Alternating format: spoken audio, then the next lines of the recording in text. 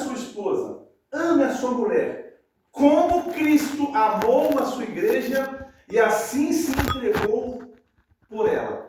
Então veja, que Paulo em Efésios está dizendo assim, maridos, você precisa amar a sua esposa como Jesus ama a igreja. Como Jesus ama a igreja? De que forma que Jesus ama a igreja? Jesus ama a igreja com um amor incondicional. Um amor incomparável. Amor este que ele deu representando ou apresentando lá na cruz do Calvário, quando ele morreu lá. Ele mostrou o seu amor pela igreja. Amor de esposo para a esposa também deve ser como Cristo fez.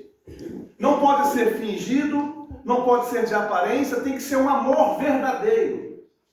Aí ele vai dizer, vós mulheres, sujeitai, ou seja, submissa, eu estou falando de Efésios, capítulo 5. Seja submissa aos seus maridos, como a igreja também é submissa a Cristo.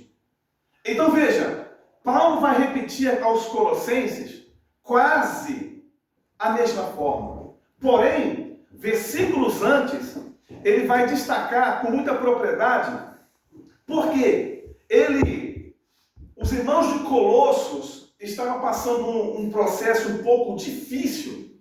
Então, precisava que Paulo escrevesse essa carta para esta igreja. E a igreja de Colossos precisava ouvir desta forma como Paulo escreveu no versículo 13 do capítulo 3. Suportando-vos uns aos outros e perdoando-vos uns aos outros. Agora veja o que ele diz.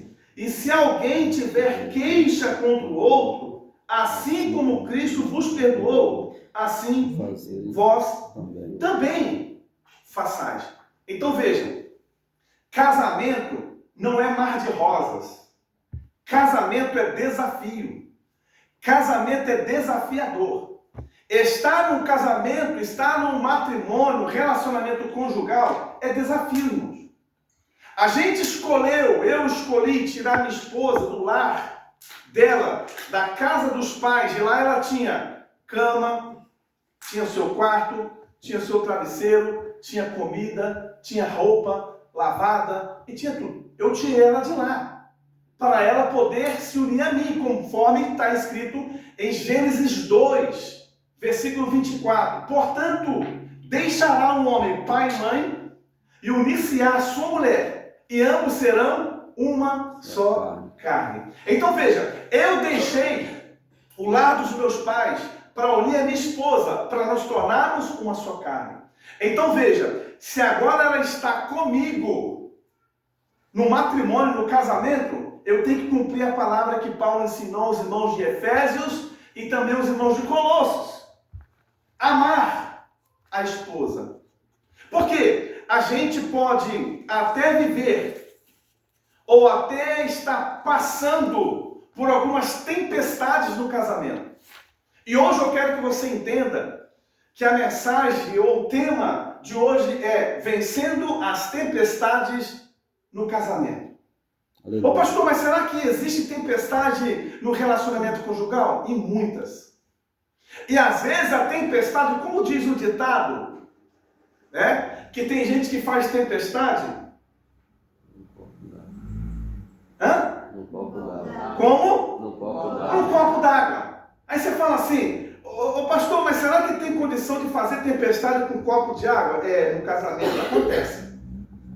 Às vezes no mundo inteiro eu não consigo fazer uma tempestade somente com um copo de água, porque vai ser pouco. Mas no relacionamento conjugal, isso é uma tempestade. Somente um copo de água. E como nós verificamos aqui através da dinâmica, são, e a minha esposa diz, são as pequenas coisas que separam casamentos. Fala assim, são as pequenas coisas que separam casamento. Gente, tem 3 coisas que separam casamento. Primeiro, finanças. Se as finanças do casamento não estiver bem ajustada, isso pode dar separação. Está acontecendo bastante isso hoje. Porque às vezes, no casamento, o esposo trabalha, a esposa trabalha. Aí, um fica naquela divergência, naquela briga. Não, o meu pagamento, o meu salário é meu, o seu é seu. Aí cada um administra os seus. Tá tudo errado. Por quê? Quando a gente viu aqui Paulo dizendo que o amor ele tem que ser como um elo perfeito. O elo é ligado. O elo está junto. E não pode estar separado. Então, como a gente faz para vencer as tempestades do casamento? Primeiro, ajustar as finanças na relação. Então, o que é da minha esposa é meu. O que é meu é dela. Então, é junto os dois, a finança, o provento, né, a receita que os dois recebem no final do mês, é dos dois. Pastor, como assim? É porque assim, quando a gente era solteiro, a gente tinha o nosso salário, era nosso. E mesmo assim, alguns ainda tinham que pagar alguma conta dentro de casa. Talvez a luz, a internet, porque às vezes os pais exigem, você tem que ajudar aqui a pagar, ajudar na compra. E depois que casa, depois que casa, nós precisamos ajustar a finança para que a gente não venha ter tempestade no casamento. Para que a gente não venha passar por apuros no casamento. Então, qual seria melhor? Juntar as duas receitas, os dois pagamentos e os dois fazer um relatório para ver o que entrou, o que precisa sair, o que precisa pagar e ajustou tudo e o que sobrou, vocês vão administrar. Ou, não, você paga isso aqui, eu pago isso aqui, está tudo bem. Não, agora não é mais individualismo. Agora é uma sociedade. Agora nós somos casados. E quando é casado, eu preciso que você entenda isso aqui, que isso aqui é muito importante. Porque quando a gente casa, conforme eu li em versículo 24 de Gênesis 2, deixará o homem pai e mãe e unir-se a sua mulher, os dois serão uma só carne. Uma só carne é isso. As finanças é dos dois, porque é uma só carne.